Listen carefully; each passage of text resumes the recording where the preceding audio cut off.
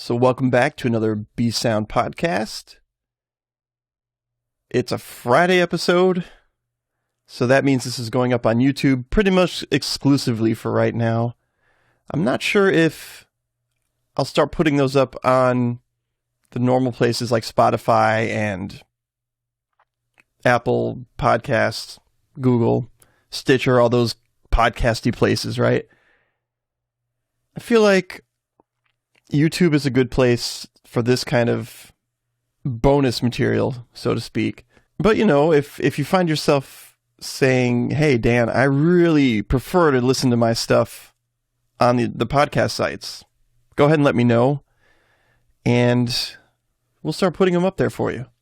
I want to make sure that both of us get at least equal value out of them. So what I'm trying to do is share as much valuable information with you as possible. And in turn, this will help me reiterate this information to myself. But also, I found out that I can learn just by speaking and kind of letting my thoughts come out in an auditory way. And this is something I've known for years, right? Just doing music.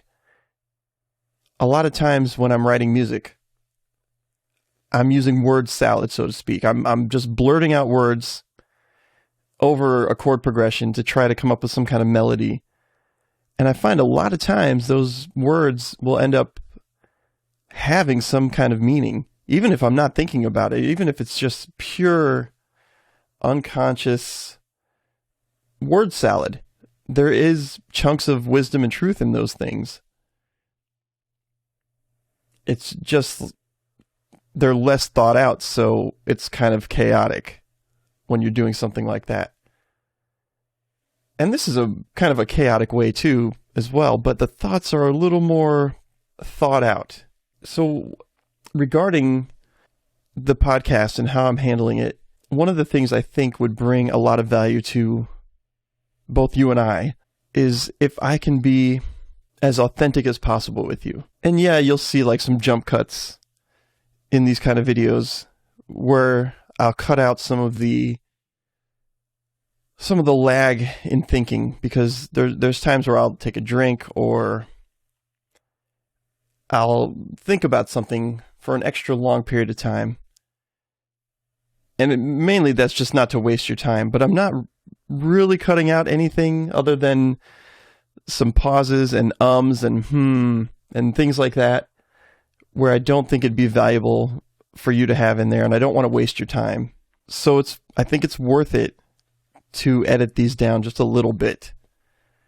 You're still getting authentically me, and I'm trying to be as real with you as possible in hopes that we both get something out of the experience, right? Because as altruistic as I am, I also believe that when we provide value to others, it should also give us value within ourselves. And sometimes that's just obtained within providing the value to others. You know, like you run into a burning building and you save a person who's passed out. You've provided them tremendous value, but you've also provided yourself with some value of you've accomplished something, you've saved a life, you can feel good about that. Now, I'm not saying everything I do is going to be pulling you out of a burning building. In fact, I'd like to encourage people to pull themselves out of a burning building if they can. Not that I won't pull you out, but I'd rather teach ways for people to understand that they can pull themselves out of a burning building in some of the most dire fires, so to speak. So I guess that begs the question. One thing I really wanted to talk about today was, why have I decided to open up like this? Now, in the past, I've been very kind of closed off. You know, like I was doing that thing that a lot of people do where you post kind of the best sides of you. or at least, if not the best sides, like the most relatable sides. You're not really being fully you. And let me explain about what I mean by that whole thing. So a lot of people will post their best sides, right? Like they'll post pictures of themselves that are, a really good angle and they look good. And the times that they go out and they're having fun and they're got a bunch of friends with them. And, that's the sides that they post. And it looks like they have a great and wonderful, fantastic life.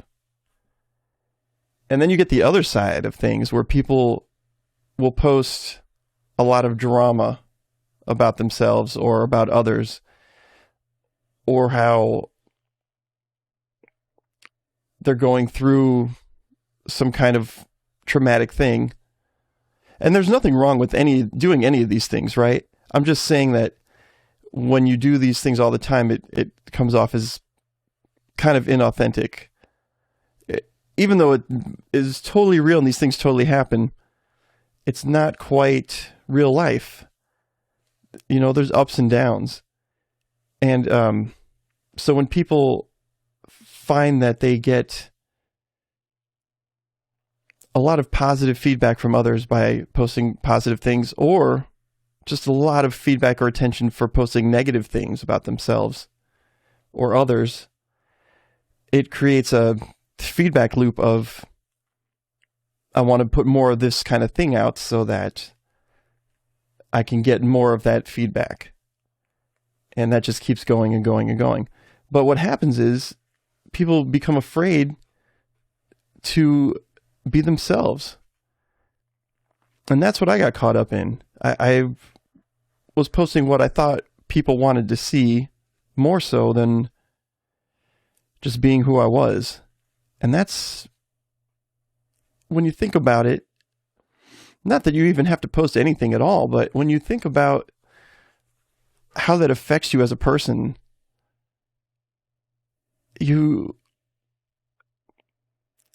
it's actually maybe more painful because you're not being congruent with yourself. You're not being real with yourself. And I think being real with yourself is super important. So anyway, I felt like, I want to be more authentic, and I don't know how to do that because I'm afraid, right? I have this like big fear wall in my way because, people might judge me, or, maybe I'll get canceled if I say the wrong thing, or this group of people won't like me if I do this. And it gets to be a lot. It gets to be way too much. And so a lot of times I would just back off and be like, I don't need to post anything. I don't need to participate sometimes. Or if I'm going to participate, it's only going to be things that are positive and helpful. And I still do that. I still love putting out positive, helpful things. But I think the podcast is a way for me to, at least this Friday podcast, it's a way for me to be more authentic and just be real with you. And I want to talk about some of the ups and downs that I have and just how I'm a real fucking person, right? I have ups and downs and struggles and great moments that I revel in, that I love. And that's really the human condition, right? That's what we all do. And I think it's important that we share all those things, but, we don't have to necessarily focus on those things. So really, this is my way of overcoming that fear wall obstacle. Like I'm climbing over that wall and getting to the other side.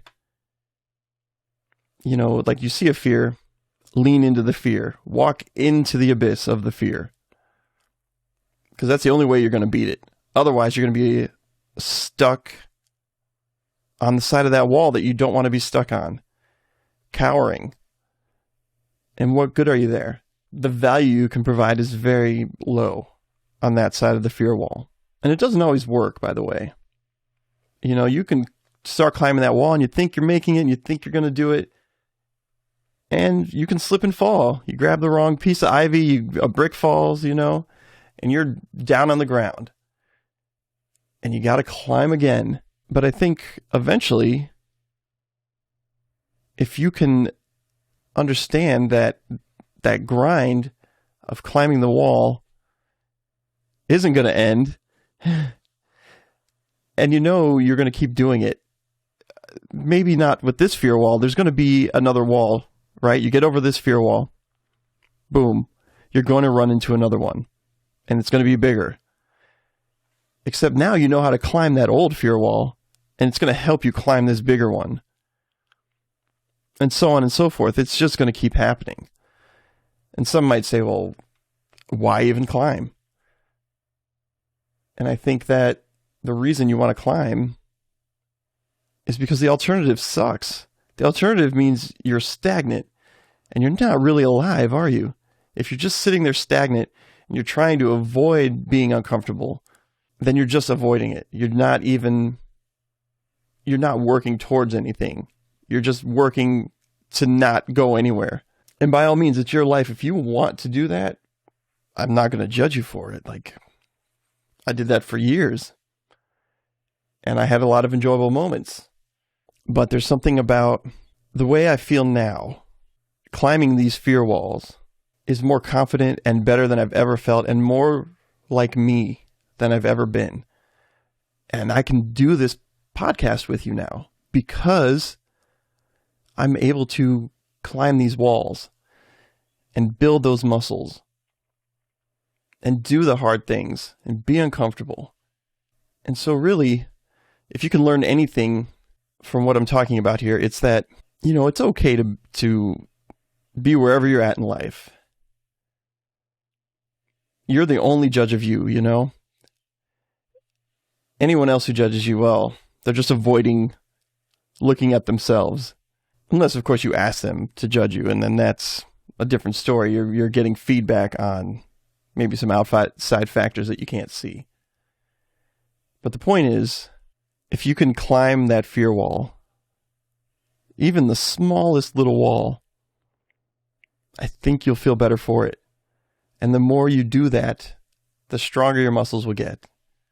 And that's about it for as far as why I'm doing this. It's basically to show you that I'm trying to be real with you. And I'm trying to be real with myself. And if you can get those things to line up, where you're real with yourself and you're real with others, I don't see how you can go wrong. I just don't see it. So other than that, I had a bunch of other things I wanted to discuss today, just like how my week went and things like that. We'll go through it really quick. One of the other things I wanted to do on this Friday podcast was maybe talk about a music recommendation every week, and then possibly a book that I've read, because I do a lot of reading, I do a lot of research, and I do at least one book a week. So why don't we talk about that first? The book I read this week was How to Talk to Anyone, and that's by Leal Lowndes. I think that's how you pronounce their name. And essentially, I read this book. I kind of came across this book, and it seemed like a good idea.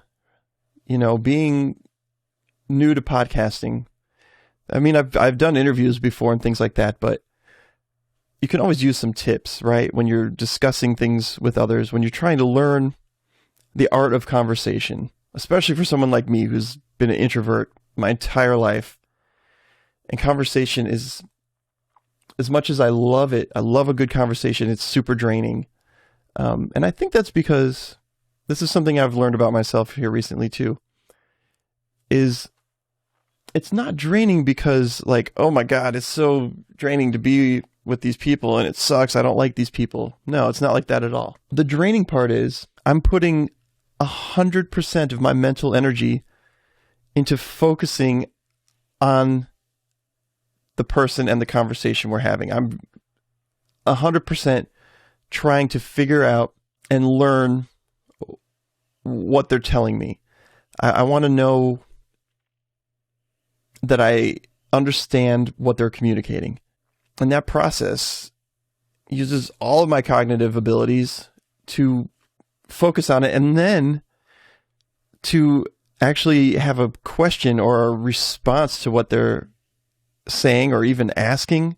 I'm usually still processing their thoughts and what they're saying before I can come back with something. So it ends up being this thing where people will be talking and they'll get their full thought out, and I'm there, I'm with them, and I'm totally there, and then the thought gets over and I'm not sure how to reply. It's like, oh, I'm still processing this. Let me think about what you said for a while. But that doesn't work in a normal conversation. In a normal conversation, people expect pretty much immediate feedback. And I thought, well, maybe I just need some tips, right? Maybe I just need to figure out what are some ways I can boost that and come back in a quicker way. So, I go to this book called How to Talk to Anyone. And there's some cool tips in there. There's some things that you learn about, just human psychology, which is another thing I love checking into. Like, that's a whole nother topic for a whole nother podcast, but a lot of it comes down to psychology, like the way you hold your body and the way that you look at somebody or you smile with them. There's a whole bunch of tips and tricks about those kind of things that if you're cognitive about it, you can really speak and get a good conversation with somebody and really get to understand what they're trying to say and understand who they are, their points, that kind of thing. And mostly it's just asking the right questions and listening, of course, and understanding. I mean, what else is there to a conversation? So as far as that goes, that's the book this week. The music this week, I don't think this is going to be a surprise to anybody. It's not necessarily new this week. I think it came out a week ago, possibly 2 weeks ago. But Poppy, everybody knows I love Poppy, put out an album for wrestling, a wrestling soundtrack for the NXT Wrestling Federation. I don't really follow wrestling that much. I have a lot of friends who are into it, and I think it's cool. I like it. It's just something I don't follow. I can't say I like it, but I don't dislike it. Let me put it like that. It's something that it's like, oh, that exists, and I respect that people dig this, and I respect I respect the athletes and what they do. And it was fun seeing Poppy get up there and talk smack, and she released an album. Well, an EP, 5 songs. And the music itself is pretty great. And one of the songs on there is called Eat, which she performed on the Grammys. And I guess you would call this music, her last album was kind of like pop meets metal. Something like baby metal, kind of, if you've ever heard that band. Where she would take like heavy metal riffs and then sing kind of pop melodies over those riffs. But here we take it a step further and we're doing like death metal riffs and like punk rock riffs, and she's screaming. It's like screamo vocals coming from Poppy, which if you've ever followed her, she started out as this sweet, innocent, high-pitched voice, Marilyn Monroe type voice of a singer, where everything was just pretty and beautiful. And now we've got her screaming at the top of her lungs in pitch, of course. And it's fantastic. It's maybe not my favorite thing she's done. The last album was going to be hard to top for that. It was pretty amazing. But there's 5 solid songs on there. All 5 songs are solid and worth going through, a couple times. They're a little bit dark, a little bit bleak, but she's always got this like hint of hope in her songs as well. Like, it's like, hey, things look really bleak, but there is a way out of the darkness. It's hinted at there. And maybe I relate to that because one of my longtime friends and collaborators, Jeremy Kin, who I play with in the Wooze, I don't know if we're calling it the Wooze, but yeah, I play with him in a band, original band that is called the Wooze, and we have a page on Facebook and stuff, and we'll post once in a while over there, just the stuff we're up to. But anyway, Jeremy once told me the same thing about myself, saying that he notices that my songs were dark, but they always had hints of hope in it. And I don't know if they're so dark anymore. Maybe the Bobobot stuff's pretty dark, but yeah, it's not as dark as it used to be. Let's just put it like that. But I guess I relate to that kind of songwriting because I see a part of me in her. I guess you could put it like that. So the music this week, Poppy NXT album, and that's on Spotify and all those places. So pretty easy to find if you're got streaming. Other than that, what else did I do this week? I hung with my granddaughter, Nick. Nikki's a great kid. I know you might be thinking, oh my God, Dan's a grandfather. And sometimes I think that myself. But I'm a young grandfather. Don't like think I'm like an old fogey, right?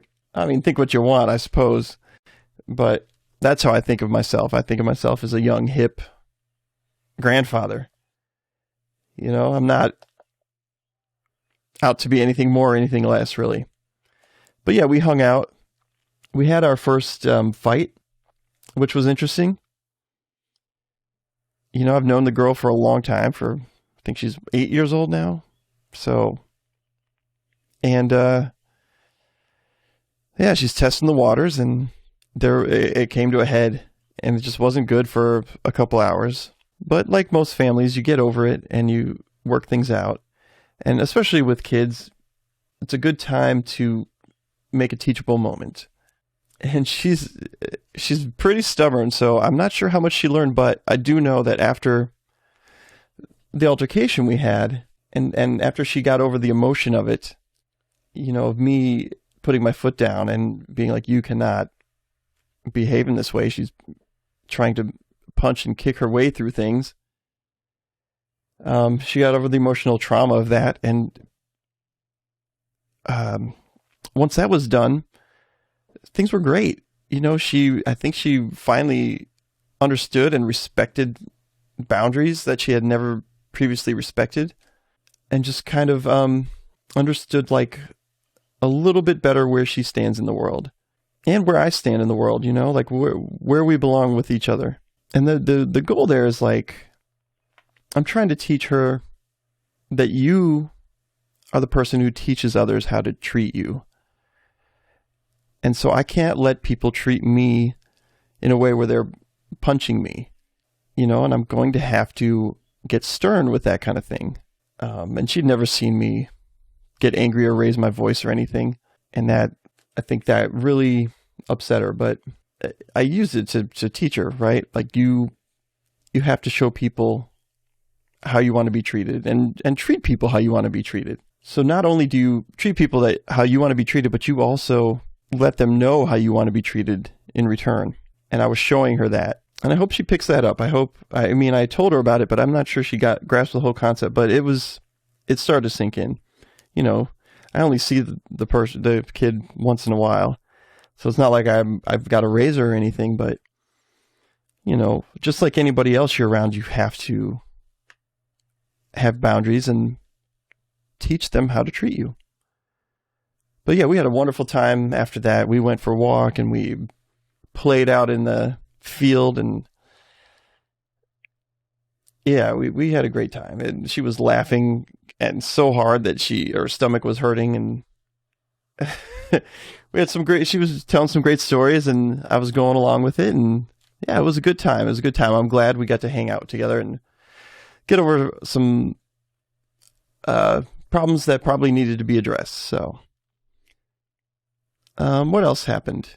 I also this week started a new acoustic song for the Bobobot album, and it's going to be the first acoustic song on there. This one's tentatively it's called Test, Allies, and Enemies. And that's just like my naming scheme. What I'll do is I'll be like, okay, this is kind of what I want the song to be about. This is like the central theme. And that's kind of where I'm at in the song right now, is I've got the chord progression, I've got some melodies going, and I've got a theme that I want to follow. And next I just have to like ask the right questions to start writing that song and really making it into a song. So that's been started. And the goal is to get this released before the end of the month. At least it'll get released to the Singularity Club anyway. If you're not in the Singularity Club, which is on Bandcamp, it's like this thing where you go to my Bandcamp, you pay $3 a month, and it's kind of like a Patreon where you're supporting me in all my ventures, including this podcast. And for your investment, you get a new song every month as I write the song for the new album that I'm coming out with in December called The Duality, which is the follow-up to the Singularity. You get all these songs that I've been writing. You get to hear them early. There'll be remixes at the end of it, and it'll be, a shiny new album, but you'll know the songs. But you get that, and then you get my entire back catalog that's up there, as well as some secret albums that you can only get through, becoming a Singularity Club member. Not that I'm here to promote that or anything, but I might as well tell you about it because that's part of what I'm doing. Got to be authentic, right? So, yeah, we started that song. And then in other band news, Nirvomit is playing a show this next weekend. The first weekend of July, that would be. And it's an interesting one because it's going to be a graduation party. And I haven't played a graduation party in forever, but these were a bunch of kids who are graduating high school, and they're huge Nirvana fans, and they had requests that they wanted fulfilled. And it's like, how could we turn that down? It's like, these are the future music lovers, and they love Nirvana. Why wouldn't we not encourage this? So we got together and we learned a couple new ones that we've never done before. And it's been really fun. I mean, it's hard work, but it's also fun. And I'm glad we're doing it. I got no qualms there at all. And then I spoke about the Wooze earlier, and we got together this week, and we wrote a song. The Wooze is a band that I'm in with my friend Dick Boots and my other friend Jeremy Kinn. Been in bands with those guys for a long time. And we're so well connected that what we do is we write a new song every week. And the goal is we have a 3-hour block of time. Can we write a song in those 3 hours? So this week, we were inspired by a video I saw about how to write a pop punk song. And it's a fun little video. It's by a guy named Titanic Sinclair. You can go to YouTube and watch that video now. If I remember, I'll put a link in the description so you can check it out. But yeah, in this video, he goes on and he's like, I'm going to write a song kind of in that pop punk vein. And he starts making fun of the tropes that come along in those kind of songs. And so we thought, oh, this will be fun to take that challenge of writing a pop punk song, especially because it's not our first genre at all. Like, we've heard pop punk and stuff like that. And, we're all children of the 90s that grew up with Green Day and the Ramones and things like that. But this is like a newer pop punk, like the one that came up like after us, where it's like you've got Blink-182 and things like that. So we decided, let's go ahead and try to see if we can write a Blink-182 type song without even knowing that band very well. Just on memory of like what we've heard on the radio and MTV or whatever. And we were kind of making fun of the whole way that that guy from Blink-182, Tom, sings. Not that we were making fun of him, but like doing the whole like how they got that California accent that like, oi, got to be myself, that kind of thing. So, we wrote the song. It came out pretty damn cool. It's not Blink-182 by far, but it was interesting because right afterwards, we start packing up. I check my online stuff. I'm not on the internet for the 3 hours we're doing this. And I come across an article, first thing, that says that guy has been diagnosed with cancer. And it's like, holy crap. We were writing this song about him, and and just talk about a weird correlation. Your brain gets to going on like, oh, how does that correlate with things, and what's the causation there and stuff.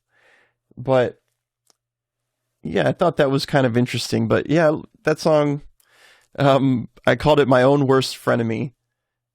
And yeah, go to the Wooze page. You might see that up. Who knows? Maybe I'll post it here. I don't know what I'm going to do with it yet. But it might not even see the release. It's still in the mixing stage, right? And I still have to put down a couple vocals on it. But other than that, it's written. It's done. And then what I'll do is I bring it home to the mixing and I'll touch it up here and there with some vocal things. So yeah, other than that, recorded 2 podcasts last week.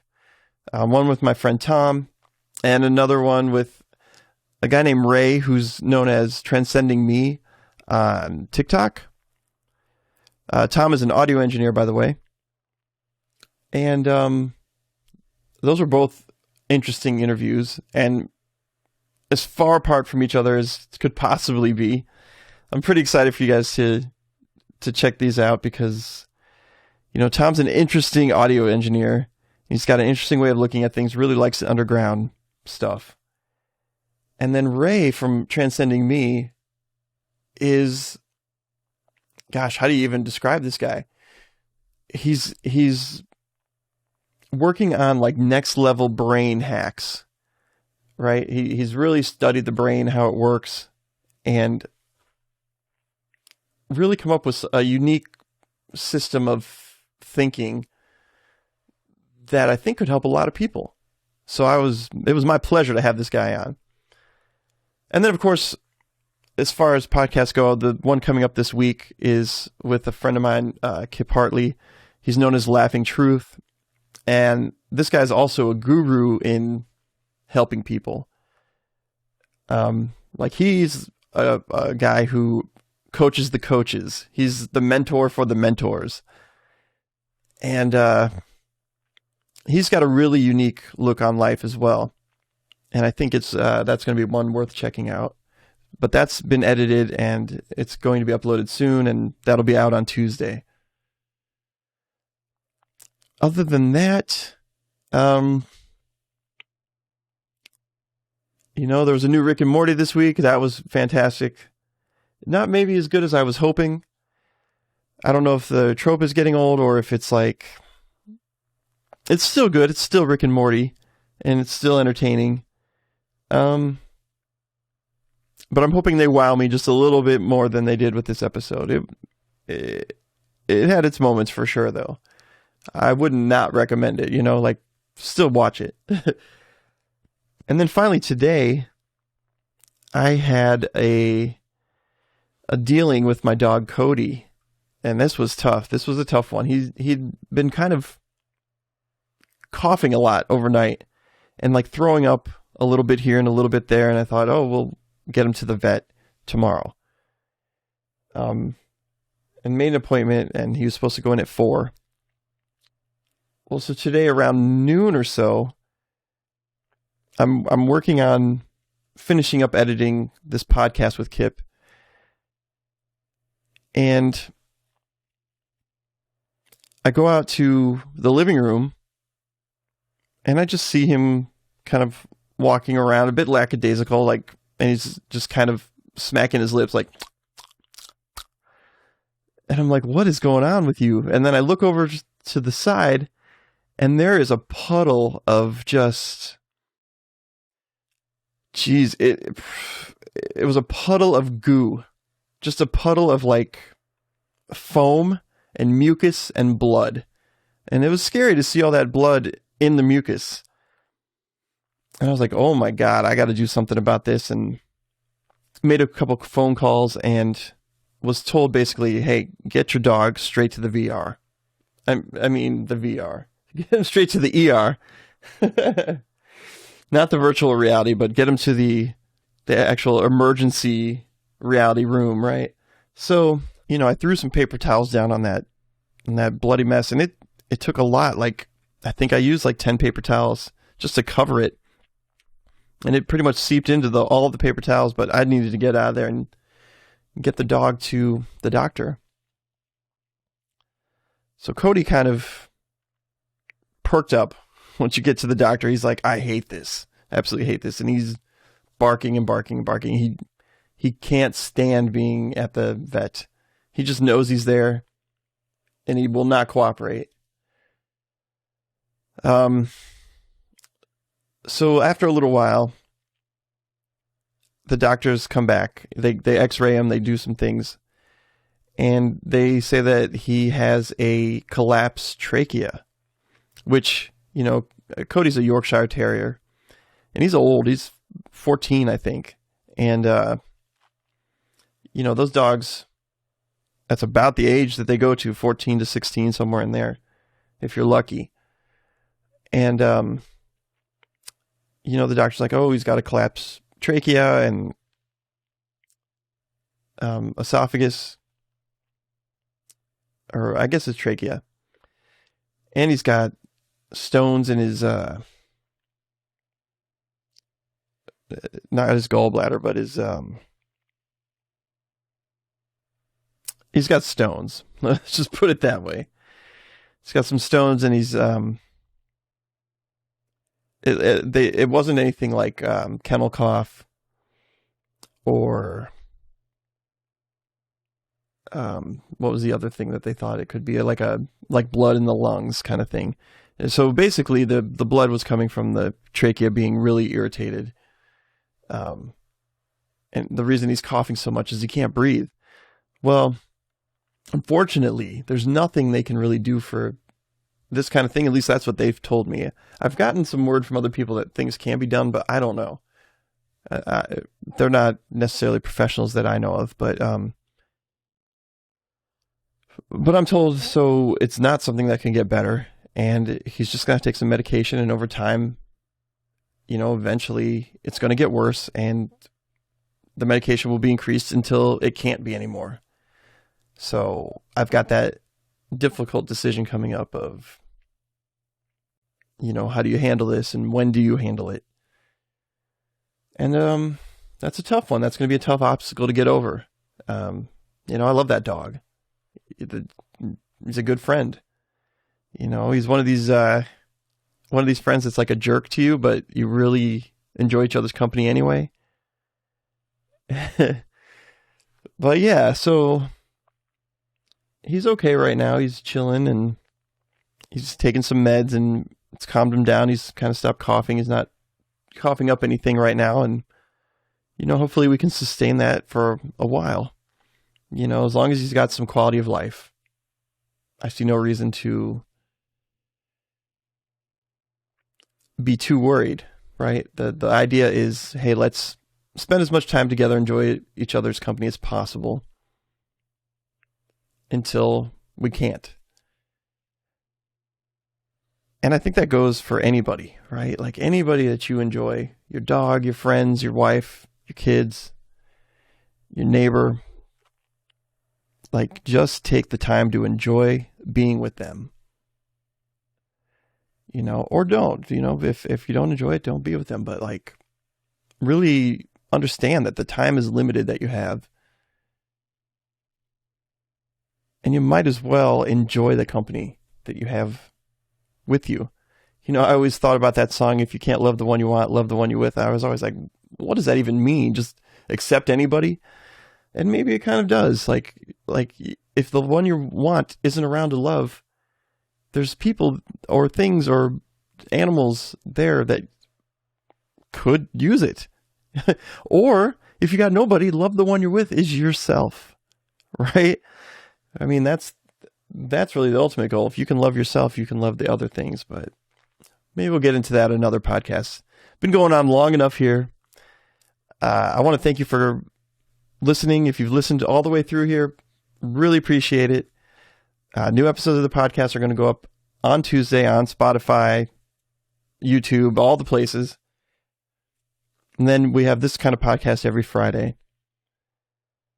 If you're here on YouTube, it'd be great if you could like this video, subscribe to the channel, tell your friends about it, share, let people know what's going on here, what we're doing.